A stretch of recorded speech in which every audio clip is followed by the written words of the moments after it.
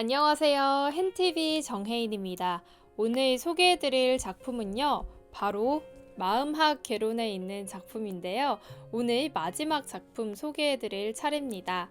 이 마음학 개론 중에서 마지막 작품인 영월 작가의 애지비소라는 작품인데요. 오늘도 책 함께 읽어볼게요. 먼저 작가 소개부터 해볼게요.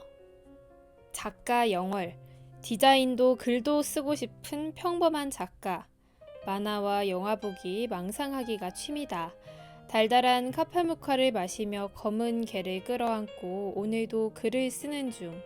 최대한 새롭고 독특한 스토리 속에서 캐릭터들이 살아 숨쉬는 글을 쓰는 게 평생의 목표다. 이번 이야기도 부디 당신의 기억 속에 남는 이야기가 되길 바란다. 네, 그러면 작품 함께 읽어볼게요. 영월 작가의 애지비소라는 작품입니다. 애지비소, 사랑 때문에 슬퍼도 웃다. 귀하의 상태를 고려하여 본 센터는 귀하에게 블랙독 지급이 부적합함을 알려드립니다. 부적합? 이젠 웃기지도 않네. 그녀의 이가 갈렸다. 안 그래도 돌아버린 머리가 더 빙글 돌아버리고 있었다. 그녀는 곱게 접혀있던 통지서를 망설임 없이 찢었다. 국가에서도 선택받지 못했다는 분노를 담아 북북. 괴성을 지르며 아무리 찢어와도 그녀는 쉬 머리를 가라앉히지 못했다. 찢으면 찢을수록 어째서인지 찢기는 것이 손톱만큼 남은 그녀는 이성도 함께 찢고 있는 것 같았다. 왜 나는 안 돼? 그 여자한테 줬으면서 나는 왜 안 돼? 볼품없이 떨리는 그녀의 두 손 밑으로 종이 쪼가리들이 흩날렸다. 흰 마룻바닥에 흩어진 종이 위로 그녀는 털썩 주저앉았다. 톡 토독. 그녀의 뺨을 타고 흘러내리는 투명한 물들이 그 위를 적셨다. 블랙독. 최근 한국에 기하급수적으로 늘어난 우울증 환자들을 위해 대한민국 정부는 우울증을 치료할 수 있는 방법이 사랑이라고 믿고 있었고, 막대한 자금을 들여 거의 인간과 흡사한 로봇, 속칭 휴머노이드들을 만들기 시작했다. 당신의 마음을 치유해줄 당신만의 로봇, 당신만의 휴머노이드를 만나보세요. 제도의 이름을 따 블랙독이라고 불리는 휴머노이드들의 효과는 상상 이상이었다. 모든 것에 지쳐 삶을 포기하던 이들에게 한 줄기 빛과 같았고, 몇몇 이들은 진심으로 블랙독과 사랑에 빠져 상태가 호전되고 있었다. 정부의 실험적인 제도는 반쯤 성공했던 것이다. 블랙독 제도를 제일 먼저 환영한 건 그녀였다. 그녀는 불운한 유년 시절과 힘든 가정 환경 탓에 극심한 우울증에 걸려있는 환자였다. 평범한 인간관계도 겨우 부지하던 그녀에게 있어 블랙독 제도는 매우 반가운 소식이었다. 나를 아끼고 사랑해줄 존재가 드디어 생기는구나. 두근거리는 마음으로 그녀는 누구보다 빠르게 블랙독 센터로 달려가 검사를 받고 결과를 기다렸다. 귀하의 상태를 고려하여 본 센터는 귀하에게 블랙독 지급이 부적합함을 알려드립니다. 결과는 부적합. 블랙독 센터는 평균을 웃도는 그녀의 상태를 고려하여 블랙독 지급을 할 수 없다고 통보했다. 추상적인 이유뿐이었다. 센터는 더 구체적인 이유를 그녀에게 설명해주지 않았다. 언니, 저거 뭐예요? 아, 너도 봤구나. 그거 알지? 블랙독. 이번에 검사를 했는데 지급받게 됐어. 외모랑 성격도 내 취향대로 맞춰져서 너무 좋아. 이야기도 잘 통하고. 상태가 심각하다는 이유로 지급받지 못한 그녀와 다르게 그녀와 친한 언니 소영은 이미 블랙독을 지급받은 상태였다. 그녀는 유리관 안에 있는 소영의 블랙독을 올려다보았다. 충전을 하는 듯 블랙독의 두 눈은 어떤 떨림도 없이 곱게 감은 상태였다. 벚꽃을 닮은 분홍색 머리와 하얀 살결, 또렷한 이목구비와 긴 속눈썹, 높은 콧대, 붉은 입술에 앳된 남자. 얼핏 보기에도 소영의 블랙독은 수려한 외모의 휴머노이드였다. 홀린 듯 그녀가 유리관 위로 손을 얹자 충전이 일시적으로 멈춘 블랙독이 움찔하고는 눈을 떴다. 웃었다. 그녀와 눈을 마주하자 명백한 타인임에도 불구하고 소영의 블랙독은 부드럽게 눈꼬리를 휘며 웃어주었다. 진주처럼 또렷하고 예쁜 눈동자를 숨기는 조개처럼. 그렇게. 그녀와 블랙독은 한참을 서로 마주하고 있었다. 내 블랙독 정말 예쁘고 잘생겼지? 이름은 내가 샤라고 지었어. 성격도 엄청 다정하고 착해. 내 얘기를 다 들어준다니까. 너도 센터에서 검사 받았다고 하지 않았어? 빨리 지급받았으면 좋겠네. 블랙독과 함께 있으면 매일 행복하고 즐겁거든. 의사보다 훨씬 우리들의 말을 더 잘 이해해주는 존재야. 조잘거리는 소영의 목소리는 그녀의 귀에 들리지 않았다. 시간이, 공간이 마치 소영의 블랙독, 샤하고만 함께 있는 것 같았기 때문이었다.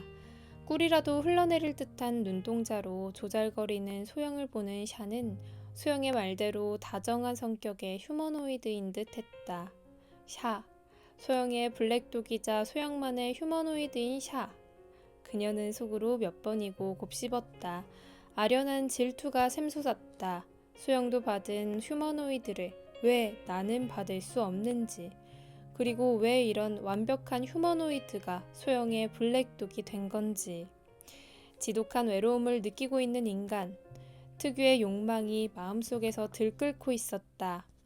갖고 싶다. 어쩌면 좋지? 너무나도 갖고 싶다. 그 욕망의 씨앗은 곧 그녀의 마음속에 자리를 잡았다.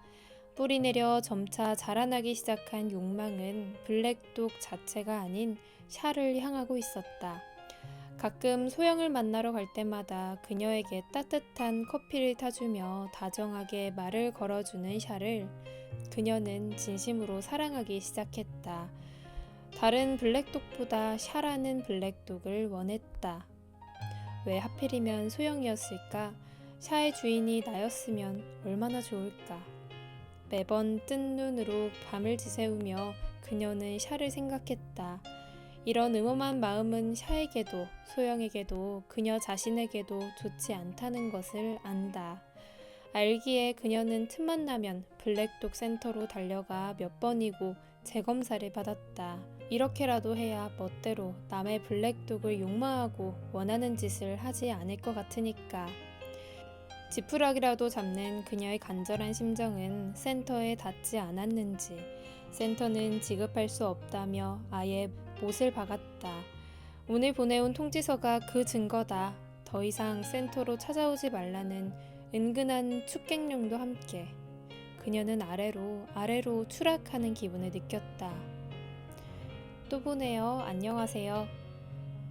하지만 나는 당신을 원한다. 소영의 곁이 아닌 내 곁에서, 온전히 내 곁에서 웃어주는 당신을 원한다. 까득까득 그녀의 단정한 손톱이 바닥을 긁는다. 남아있는 이성의 끈을 모조리 벗겨내기 위한 음습한 의식. 기어이 뜯어진 손톱에서 피가 흘러내릴 때쯤에서야 멈추고서 고개를 든다. 눈물로 범벅이 된 그녀는 멍한 얼굴이었다. 오늘 시간 있어? 오랜만에 같이 만나서 술이라도 한잔할래? 무심코 붙잡은 폰에는 소영의 카톡이 도착해 있었다. 기회. 이것은 신이 내려준 절호의 기회다. 떨리는 손으로 그녀는 카톡에 답을 이었다. 네, 좋아요. 몇 시에 만날까요? 미안해, 소영 언니. 하지만 어떻게든 가지고 싶은 걸. 매번 뺏기는 삶을 살았으니까.